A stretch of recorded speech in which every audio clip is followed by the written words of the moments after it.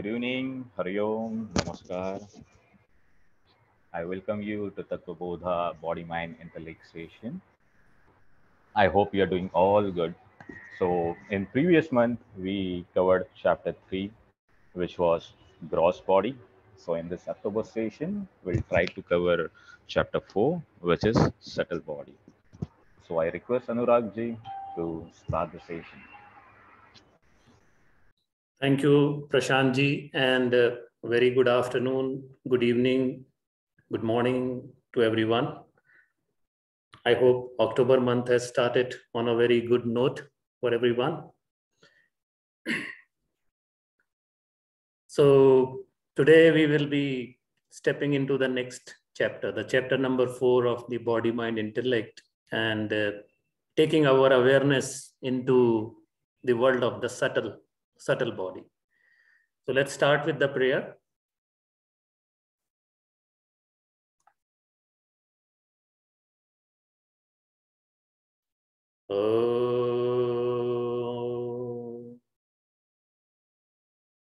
Sahnavavatu Sahno bhunaktu Sahviryam Karvavahai Tejasvinavaditamastu Ma Vitvishavahai. Om Shanti Shanti Shanti.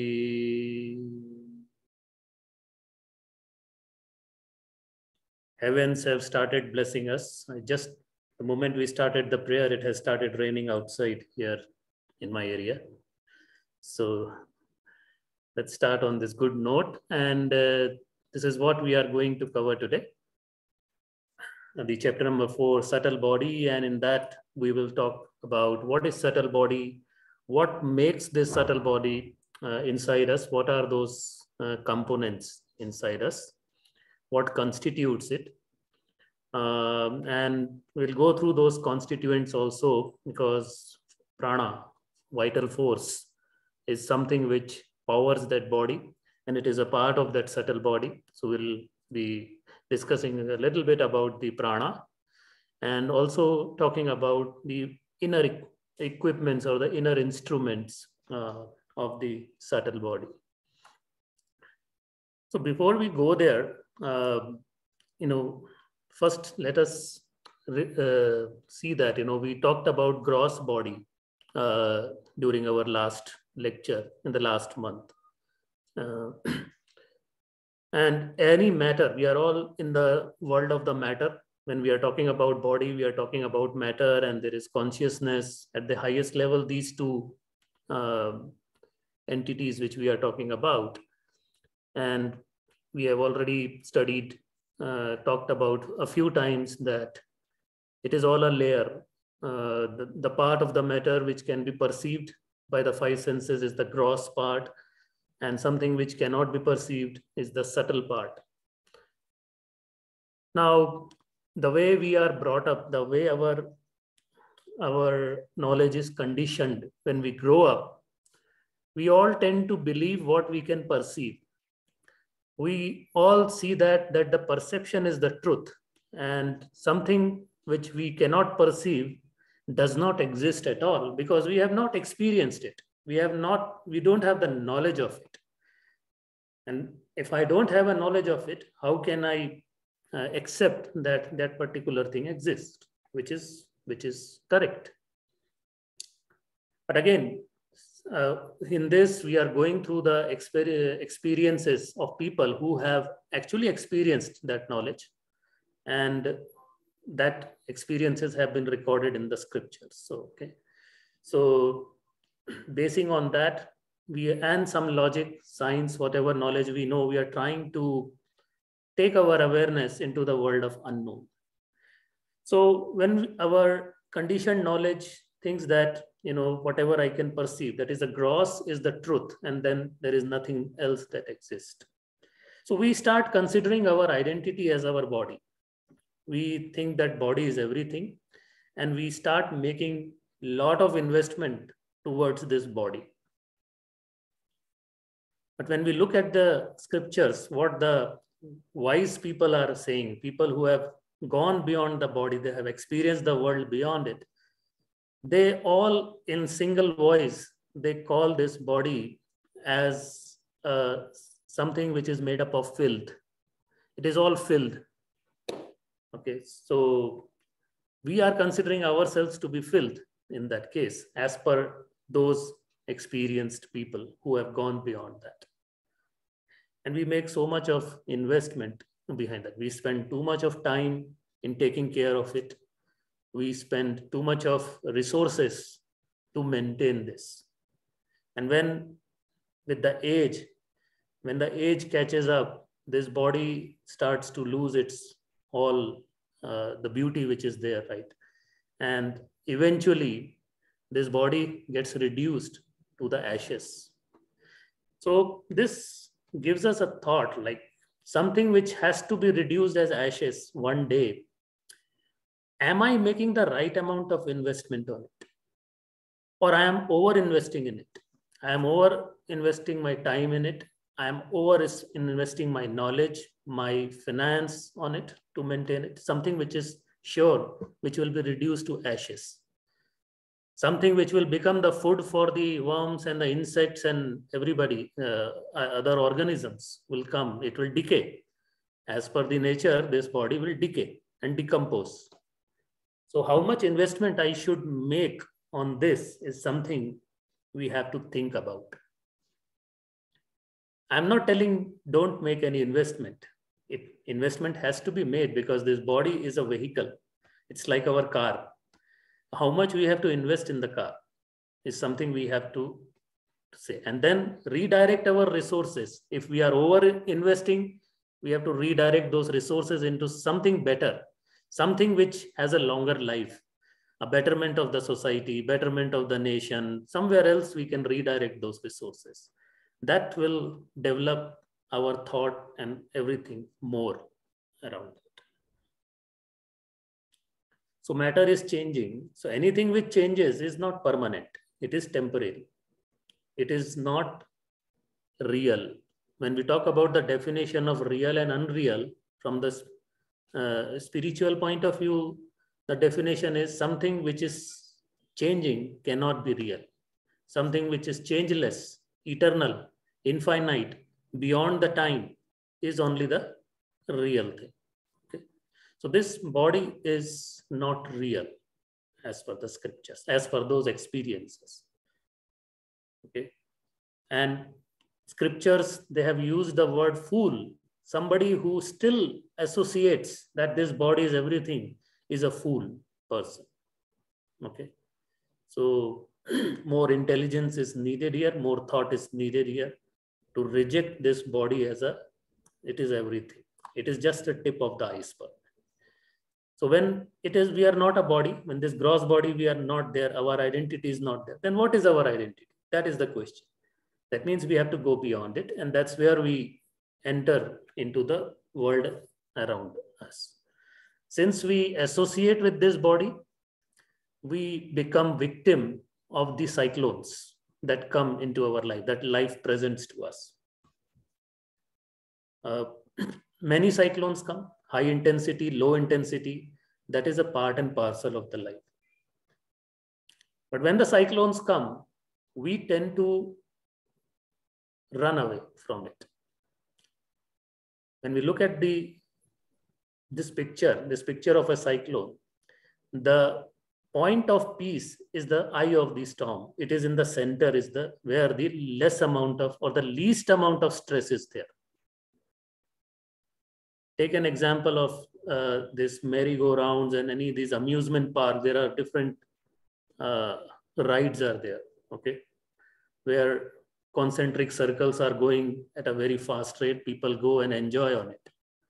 So people who are sitting in the outermost orbit, they will shout loudly. They will be shouting loudly when it is moving at a full speed, compared to people who are sitting near the pole, near the center, because there is a less tension over there.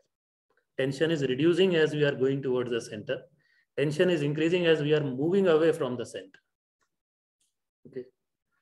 The same thing happens here. We tend to run away in the outer world. When the cyclone strikes, for us, because we think that what we see is the real, we start running out. We think that money will save us. We think that property will save us. We think that our relatives and people around us will save us. They will take us out from the suffering. And we start running towards them. But the suffering never ends. Sometimes it increases because people whom you think that will help you, they ditch you when you are in the state of chaos, when you are in a state of disarray. Many so-called friends will leave. So you become more suffering. The suffering increases in that sense. The more you run away from the center, the more the suffering will increase. Okay. That's where we have to see that we have to move towards the center. And that center is not outside. The center of our being, the center of our existence is inside, source. Okay. This is the universe. This body is a universe. And then where is the center of this universe? Move towards that center. That's constant, which is there. So we all understand that subtle is more powerful than the gross.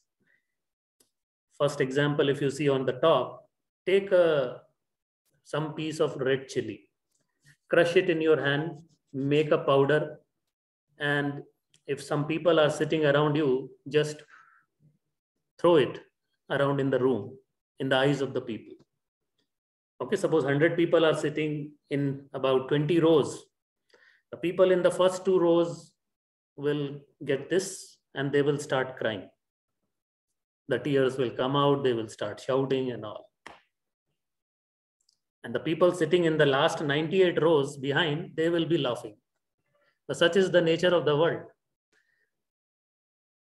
People cry, the other people laugh on those people. But if you burn these chilies in the room, what will happen? All 100 will be crying. That's the power of the subtle. The more subtle the matter gets, the more power it gains. And the more area it affects that way. Okay. Idea, the other thing, we have a invention and then we have an idea.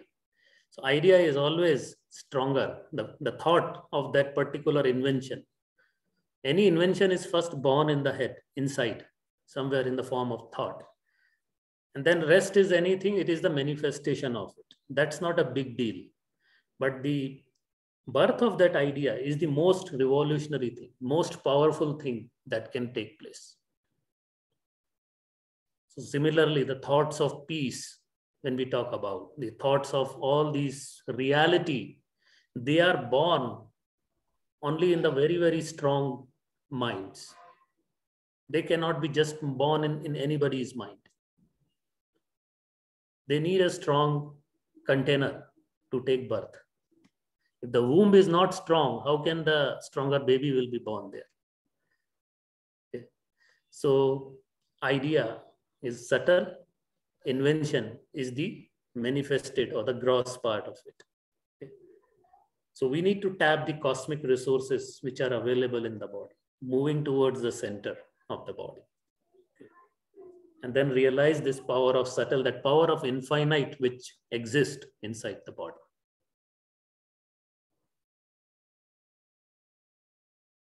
So this is the subtle body. What is that made up of? Subtle body assumes the similar kind of shape as we have for the gross body. It is like an imprint. If you take a imprint of a key, when you go for making a duplicate key, you may take an imprint of it on the soft medium and on a soap or something like that. It gets an imprinted on that. So subtle body is just like the shape of the gross body, but it may not be that big. Like your height is 6-inch, that doesn't mean that your subtle body is also like a 6-inch. I'm just talking in the shape. It is a very small thing inside you. So what does it made up of? It is also known as Linga body, Linga Sharira. In Sanskrit, it has also been addressed as Linga Sharira. Okay, Linga means something which is yet to be revealed, something which is unmanifested. So subtle body is also having your unmanifested part and the manifested part, which is still in your subtle form. They have not manifested outside, but they have manifested inside, like your thought, your desire. The desire is dormant and then it manifests in the mind and then it comes in the physical. So subtle body is the unmanifested, which is the causal. So causal body we will be talking about in next chapter, but that is included here in the subtle body. That's why it is being called as Linga body, something which is not yet revealed. The tanmatras, the subtle element which we have already spoken about, sound, touch, form, taste, and smell. We saw that how they multiply and divide and then manifest as elements, the 5 elements which form the gross body. So when these tanmatras in their original form, before having gone into this multiplication and division, they have not revealed themselves. They are still in the subtlemost form. They are yet to reveal. That is why this word Linga Sharira is used here. So you see that the 5 subtle elements, Panch Tanmatras, 5 Tanmatras, then 5 Pranas, and then 5 Gyanendriyas, the sense organs which are there, the sensory receptors which are there. And on the leftmost side, you see that ego, mind, buddhi, and chitta. Ego, man, buddhi, ahankar, man, buddhi, chitta, the inner instrument. All this constitute the subtle body. So 5, 5, 15, and those 4. And vasanas, which is the causal body, was also included in this. So that's how the subtle body composition is there.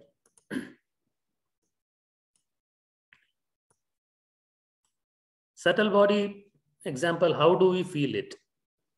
When we are in the waking state, when we are awakened, okay? When we have the consciousness of the world around us, when we have the consciousness of our physical body around us. So at that point, both gross body and subtle body, consciousness is working on both the states. Because we are thinking, we are planning something in our mind, and then we are executing it in the external world. We are talking, we are using our motor organs to express those things. So consciousness is working in both the bodies. The subtle body is also functional. Gross body is also functional when we are in the waking state. But when we go for a sleep, during the sleep, when we are in the dream state, this physical body does not exist.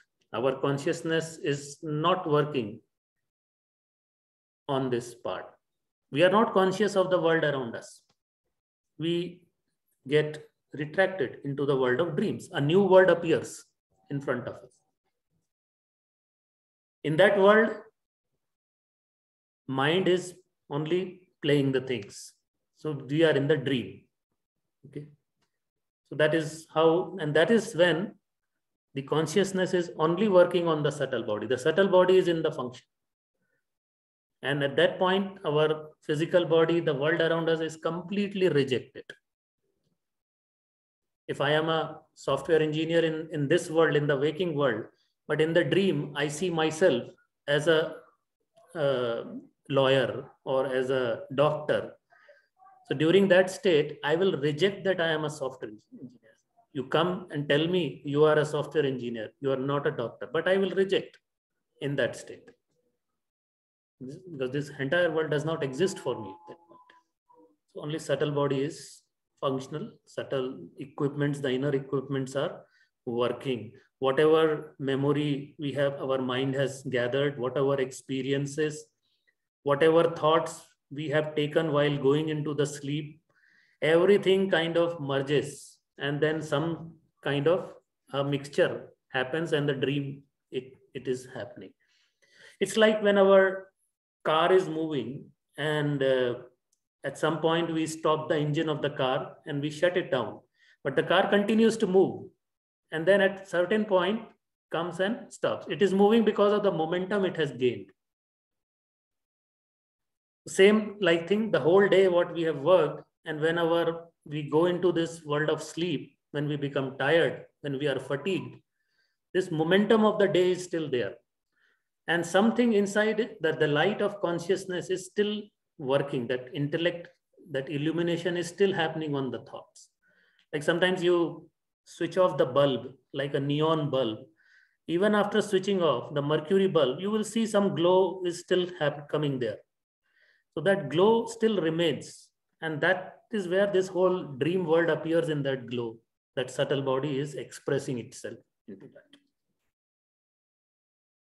And then when dream is finished, you can go either in the deep sleep state, or you can come back into the waking state. So these are the three states consciousness can work, three states in the matter: the gross, subtle, and the causal. So the consciousness illumines these three states accordingly, one at a time only one at a time for people like normal people. Okay. So this is how we can understand, we can apprehend or comprehend the subtle body, the Sukshma Sharira side.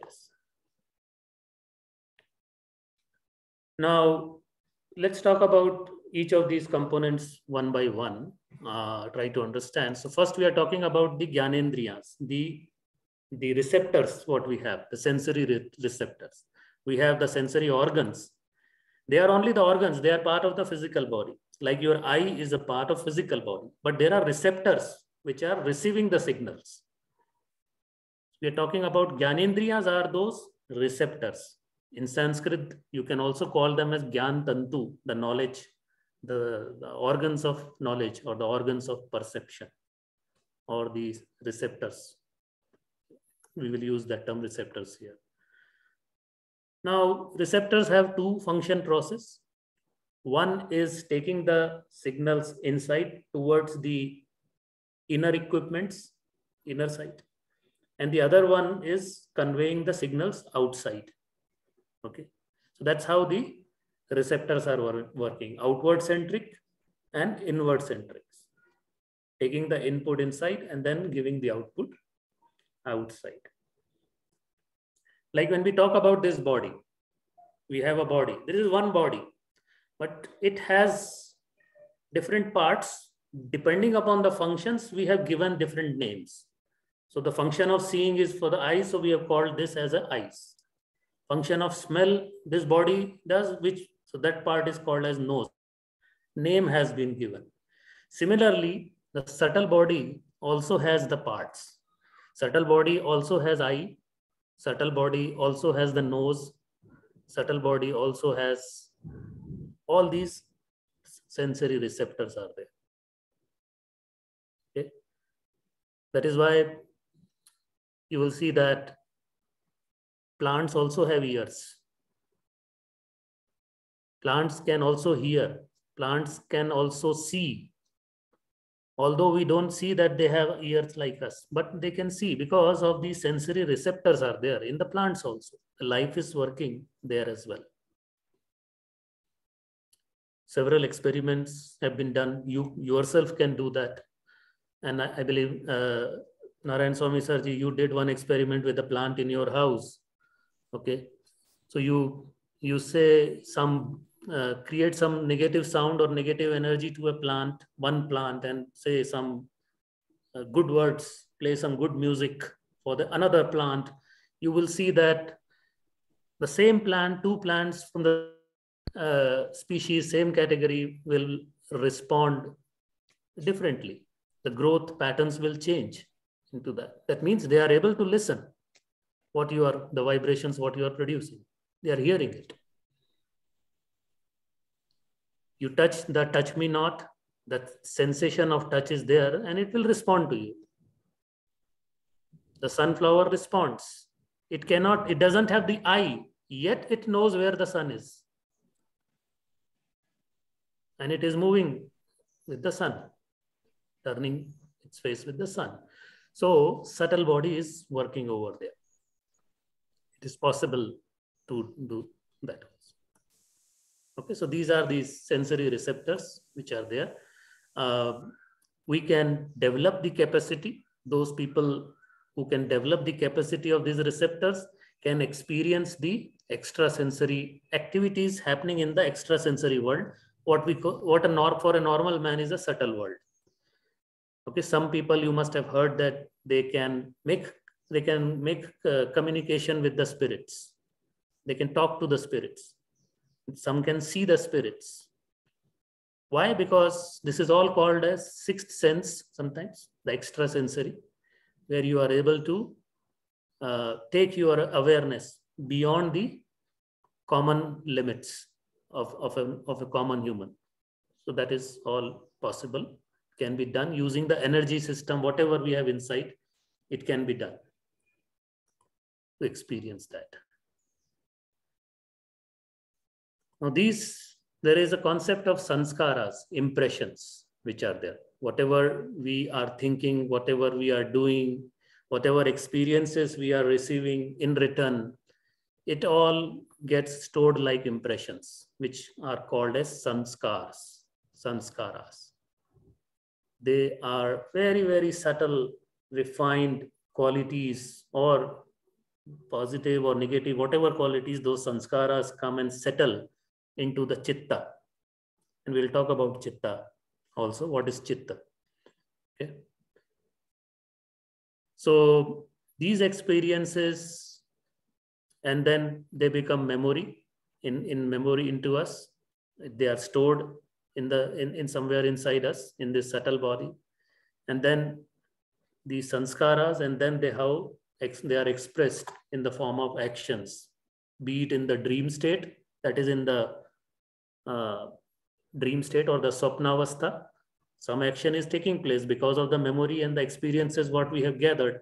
It is happening there. Or in the waking state. Okay. That's how the receptors and impressions, they keep on working. Some sanskaras, we say that they go with the previous birth sanskaras also. Sanskaras we get from different sources. You get from the parents when we are in the womb, the sanskaras, what mother is thinking, what mother is listening, what is happening. Those sanskaras are received by the senses. Because in the earlier age, when the body is fresh, these receptors have the very high capacity. They can receive signals very strongly because it's a fresh thing. Anything fresh you get in your house, like your television and everything, they will be operating at a very full potential. And then slowly, gradually with the wear and tear, things weaken up. So in the womb, the body is fresh. The prana inside the body is working very strongly, full potential. We are able to receive the samskaras quickly. So that's why very careful, those 9 months mothers are advised, the whole family is advised to create an environment so that good sanskaras are received by the child. Because these sanskaras eventually develop into habits. Because they develop into actions, the repeated action becomes the habit, and that's how the personality will be defined for that person. Shaping of the personality starts right from there. And not from there, even the past birth, that the child is carrying. Those impressions, subtle impressions, which have gone into the linga sharira, the unmanifested part. They have become part of that. And then they are manifesting again now. Okay. So the role of sensory receptor is very important. So very important for us to see that what we are receiving, we have to be very cautious, conscious, careful about that.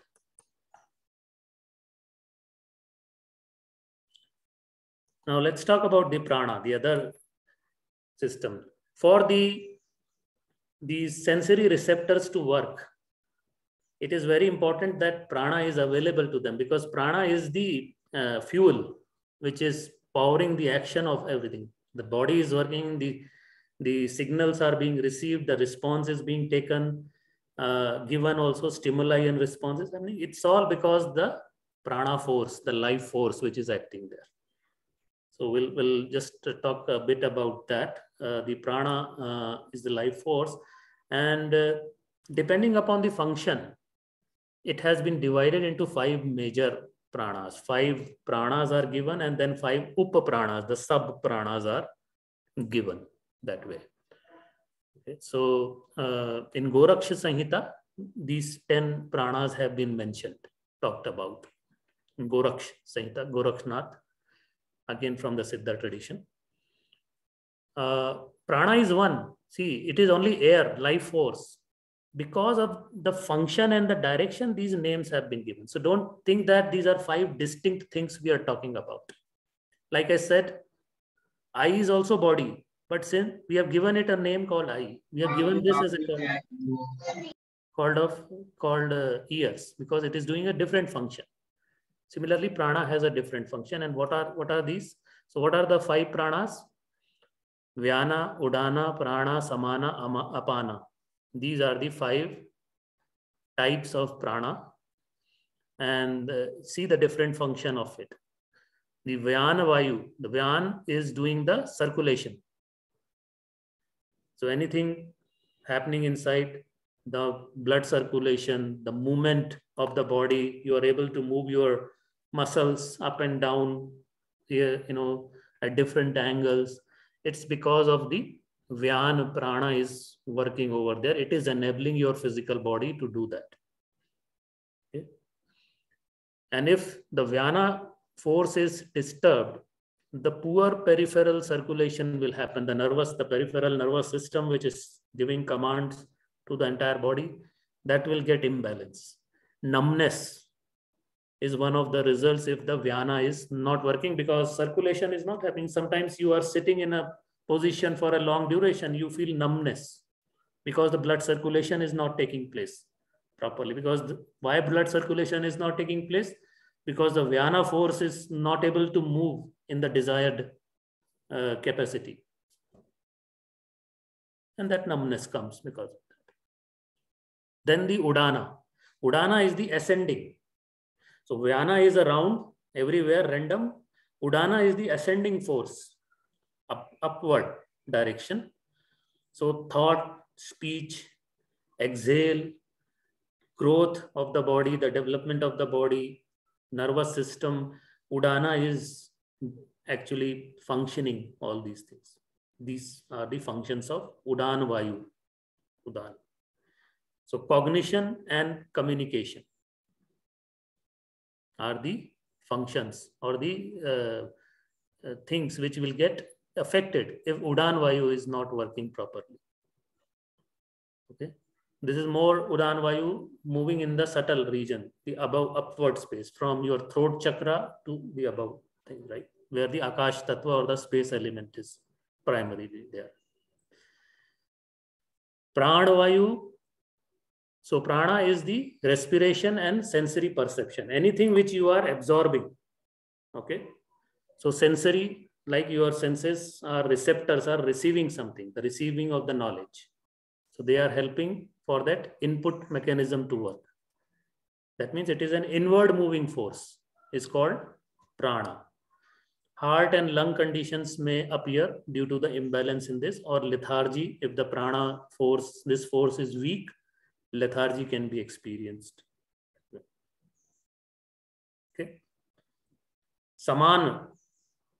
Saman Vayu. Saman is a type of function which is primarily on your metabolism and digestion. These are the functions it is doing. It is maintaining the temperature of the body, homeostasis and all, right? So thermostat, your body acts like that to maintain 37 degrees Celsius. So this is the thermal knob. Samana Vayu is actually responsible for that. It is making sure your body stays at the normal temperature. And of course, imbalance will lead to the digestive disorders for this particular thing. Samana Vayu is basically equilibrium. It equalizes the force. It is not moving in upward bound. It is basically of the movement of two forces. There is a force which develops, which is stabilizing force. Okay, equalizing force is there. So it is like a stable working there. Okay.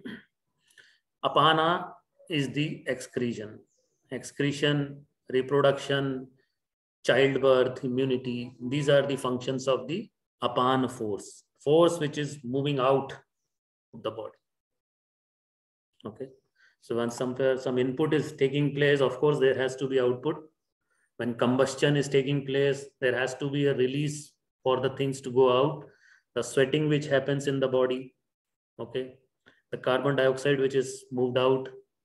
So all these are function of apana vayu, and any imbalance in these apana leads to menstrual problems, sexual disorders, constipations, neurites, like that, and several other things. So on the physiologically, how the prana is impacting on the physical body. Yeah. Okay, so prana is again two forms: the gross prana, the sthul prana, and the subtle prana. Subtle prana is there everywhere. Like subtle body is powered by the subtle prana, sukshma prana. Causal body is also, that's where this sukshma prana goes and activates. And because of the sukshma prana over there, the manifestation from the causal body starts to happen. Okay. So conversion of vasana into desire into thought is because there is a life force. These subtle pranas are working over there. The frequency of the subtle prana will be different, and this sthul prana will be different. But this prana is everywhere. Outside, inside, it is everywhere like that. Source of prana is inside. Our normal understanding is prana is in the oxygen. When we take oxygen, the prana comes inside. It's not that. Prana is already inside working. The source, because you are the center. In that center, prana is there. It is working over there. Okay.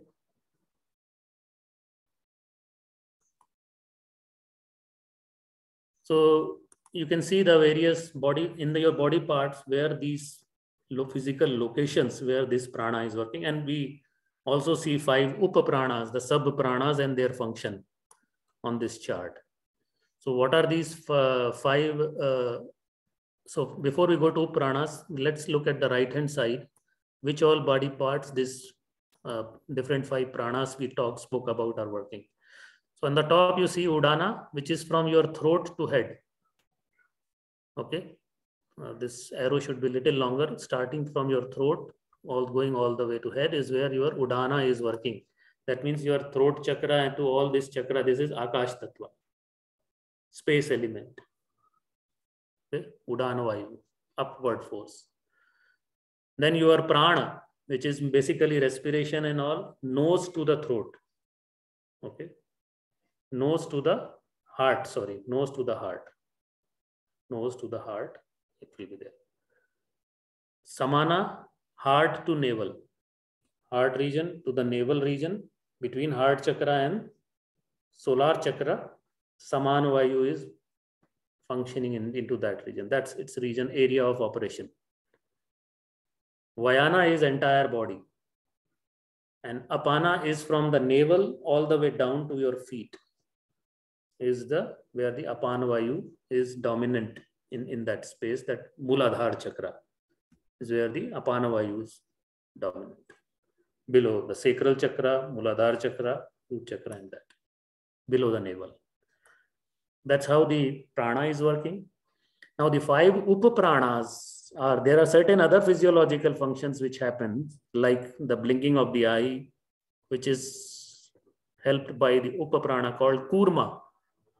Kurma is in the eyes, working in the eyes, blinking happens. Okay. Blinking is not in your control. It happens automatically. So that's where the kurma prana is working. A Devadatta upaprana is sneezing and drowsiness. When you feel sleepy, drowsiness is happening at that point. Sneezing happens. Devadatta upaprana is working there. Sorry, there is no English names. These are all scriptural names for that. No English words available for this. And then it is working from nose to throat. Nose to throat. Devadatta. Nag It is Naga, N-A-G-A, Naga. It is throat to mouth. Throat to mouth is where Naga, hiccups that come, right? We say that somebody is remembering, if somebody is having those hiccups, Hichki, say you are being remembered by somebody. So that's where Naga Prana, Upaprana is helping that. It is working over there. Krukal is from mouth to heart. Mouth to heart is the krukal. That's where the hunger and thirst, yawn, those are the functions that take place. Physiological functions are done by the krukala. And then Dhananjaya, like Vayana, Dhananjaya is all over the body, which is sustaining our muscles in the proper shape. And it keeps the muscles properly stretched and body remains in the shape. Okay. After the death, when the pranas move out, you see the body gets either swollen, when you either, it gets swollen, the whole parts. So because the Dhananjaya is gone, which was keeping the force stretched, your muscles stretched, it is released, and then body kinds of swells there. So these are the 5 pranas and the upapranas that are functioning. So emotions, which are part of our, again, subtle body, they have a direct effect on the prana, because prana is something which is holding our physical sheath and the mental sheath. We have discussed about the Pancha Kosha. So Annamaya Kosha is the physical sheath, and the Manomaya Kosha is the mental sheath, and prana is the Pranamaya Kosha, which is holding both together. Okay. So some people call prana as a part of gross body. Some people call prana as a subtle body. That is fine, because it is a sandwiched in between. It belongs to both. Prana is again physical and subtle.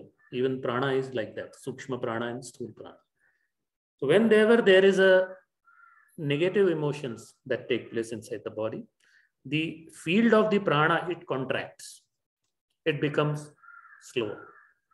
It becomes shorter, but its area decreases. Its area of operation decreases. Okay. So if your Samana Vayu is working here, or a Prana Vayu is working here, for any negative emotion, it will contract. So when the prana contracts, imbalance will happen, and then you will see that heartbeats will go fast to get more oxygen. Certain things will happen. Your different systems will start. Alarm will be sounded in your body by the brain. And our awareness depends on the prana, because awareness, wherever the awareness goes, prana goes. Wherever the prana goes, awareness, both are together. Okay. Our awareness will also reduce, the area of awareness. That means our knowledge center, the knowledge sphere gets reduced. When the negativity takes over, we start to lose our memory, our knowledge, whatever experiences, and we are not able to take the right decisions in that point of time. On the contrary, when the positive emotions are flowing in the body, the prana expands. The area of prana expands in the body. Okay, so body become more strengthful, more aware of the happenings around them. So the functions of absorption of knowledge. So if your prana is working well in the positive state, you start receiving more knowledge of the surroundings or inside, wherever. Okay, all the functions, all the 5 pranas are working properly at that point. The imbalance will not be there. So that is how the effect of emotions happen on the prana, and prana on the emotions. They are all correlated with each other.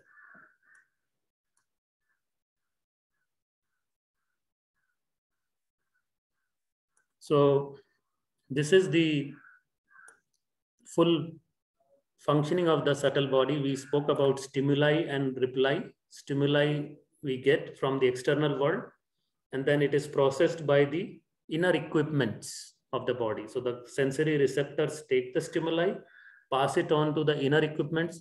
Inner equipments process that information, that stimulus, which is coming in the form of thought. And then the response is given back in the external world or the internal world, can be anywhere. Okay, so what are these what are these instruments we spoke about? Antahakarana. In the scriptural language, they are called as Antahakarana, like Upkaran. Instrument means Upkaran in Sanskrit. These are Antahakaran, inside instruments, inner instruments. What are these? Man, Buddhi, Chit, Ahankar. Again, it is mind only. In English, you will find only one word called mind. It has been compartmentalized into 4 depending on the functions of these instruments. Like eye, ear, functions of these instruments, we are given names. The names have been given to these things also. At the end of the day, the base is only thought. On that thought, your mind is working. It is one big thing. And like prana, we have compartmentalized into 5 types, depending on the functions. Similarly, Antakarana is also like that. Man, Buddhi, Chit, Ahankar. All these have different functions. And in the next chart, we will look at those functions. And then we will close the session for today. Okay, so you see that mind, the function of the mind, the man, is to create dilemma, confusion, and agitation. Anything you see, you get confused. The new thing, the uncertain, something new you see for the first time. You don't know whatever it is. Okay, you are afraid of touching it. You are afraid of going near it. You don't know. I mean, your mind doesn't know. So it will create some confusion around you. What is this? Okay, so curiosity will happen at that point. Or any decision you have to take. Anything in any situation you encounter, first time in your life, you will be in a state of confusion, know what to do. So that is the nature of the mind, to produce dilemma, confusion, and agitation. Because this world is made up of opposites. For every good, there is a bad. Okay, for every tall, there is a short. For every day, there is a night. This world is dualistic world is made up of opposites. So mind will always be throwing opposites. At every juncture, you will get more than one path, more than one things to do. And so that is the nature of the mind. That's how the instrument works. And then Buddhi is the one whose job is to take a decision on it. What to do in that situation. Okay. So Buddhi's job is to decide and gain that clarity so that the mind becomes not restless. The restless mind comes to the agitated mind comes to the state of rest. Okay. So that is these two are complementing each other. And then we have ego. Whose decision is that? Whose dilemma is that? You have to associate these. Okay, these are like desires, thoughts, whatever is happening. Who does it belong to? So that is the ego says, this is my thought. This is my choice I am making. That something inside which is associating to these functions of these mind and intellect is called as ego. And then chitta is the light of consciousness. Okay, chitta is the light of consciousness which is illumining the functions that something is happening, mind, intellect, and this thing is working in that, the knowledge, the awareness which is happening in this, that is the chitta, it is called as. One more chart I will show you. Here you will get a better understanding and then we will finish the session today. This is a very interesting and gives a very good knowledge about how these inner instruments are functioning. So on the left hand side, you have the world, the sansar or the jagat, which is there. Okay. Then we have our organs of senses as a first contact point of the body. The receptors are receiving. The upper part I am talking about, the Gyanendriyas. They are receiving and giving the stimuli. That stimuli is the form of thought, the signal which goes there. It is a thought, signal. Now, on that thought becomes a basis for these inner instruments to work on that. Okay. These instruments need some base on which they have to work, some subject. So that thought becomes the subject for them to work. Okay, so that's where mind is first giving the dilemma, confusion, and agitation on the top, you see. And then it stirs up the emotions and the feelings. The emotions could be negative emotions or it could be positive emotions. Emotions, you may become excited at some stimulus, at a thought which is coming by seeing somebody, or you may become afraid of, scared of somebody, whatever signal is coming. So that's what your mana, mind is creating dilemma, confusion, agitation, and all that. And at the same time, buddhi, intellect, immediately starts to analyze the situation because it has to take decision. Mind has presented confusion state, buddhi starts working to take a decision, analysis it will start. So how it will analyze? It will refer to the repository, the memory of past experiences. Have I experienced this in the past? So it will quickly go there and look at the repository, record. Okay. So then it will look, and then it will look at the likes and dislikes. Suppose I don't like a particular food. So it is already stored in my memory somewhere. The thought, the buddhi will look at it. This belongs a dislike to you. So I will reject that. No, I don't want to eat this. Immediate decision will come. I don't want to eat this food. I dislike because I had a bitter experience last time I ate this food. So all this is happening in that knowledge what we have gathered in the space of the known. Nothing is happening on unknown. It is happening in the space of known only. So that's a circle. We are just rotating inside that small circle of the knowledge. These things are working. Man and buddhi. Okay. So that is how the man and buddhi are complementing each other. They complement each other. And at the same time, me and mine and associate, the ahankar, the ego, which is the enjoyer of these things. Whatever mind and intellect they are doing, somebody is the enjoyer of it. Somebody is consuming this. Who is consuming? Who is that I? That ego says. When dislike comes, it hates. When like comes, it enjoys. And it wants all the likes to happen only. All the likes should come. No, nothing dislike should come in my life. So who is doing this kind of thing inside the body? That is the ego, which is associating itself. Okay. And then because of these ego, presence of ego, because of the likes and dislikes and all, the various vikaras are born in the body. Because of this ignorance, vikaras, the desires, the attachment, the anger, everything will start result. You will attach yourself that this is something I like. So you become attached to that because you like that experience. So somebody inside the body, that component, that function is ego, which is functioning. And then the state of bodh, awareness, the function of bodha and awareness is done by that light of chitta. Chitta has come from the word chetana, that is consciousness. Okay. So these are the divine qualities are there.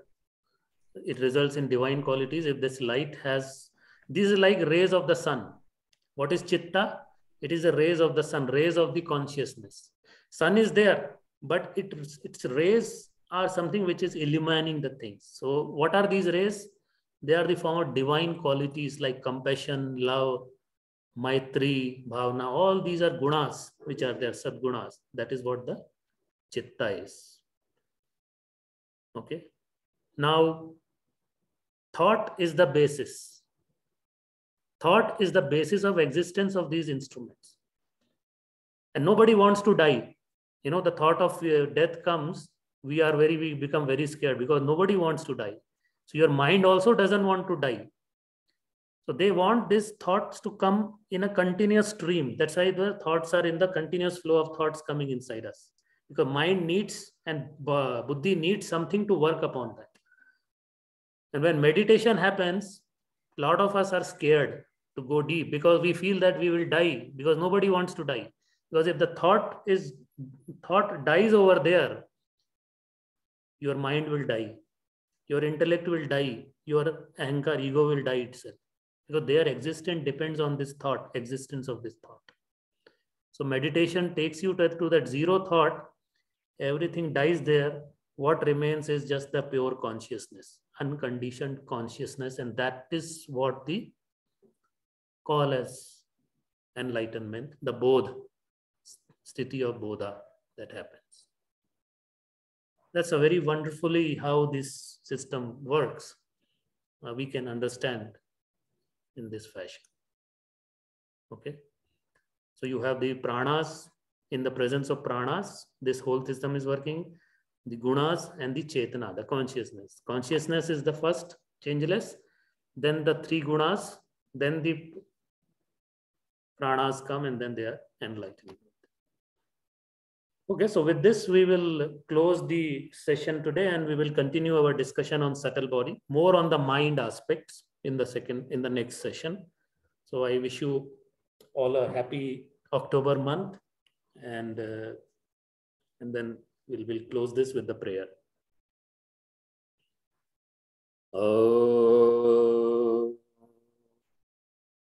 Purnamada Purnamidam Purnat Purnamudachyate Purnasya Purnamadaya Purnamevavashishyate. Om Shanti Shanti Shanti. Thank you very much. Thank you, Anuragji, and thank you all for your precious time. We will meet next Sunday for a group discussion on the same topic. So if you have any question, any doubt, you can write it down, post it in the chat. So we will take it over during the group discussion session. And we will send a link of this session in a WhatsApp group. So stay safe and have a great day ahead. Bye-bye. Thank you. Thank you, Anuragji. Thank you, sir. Thank you.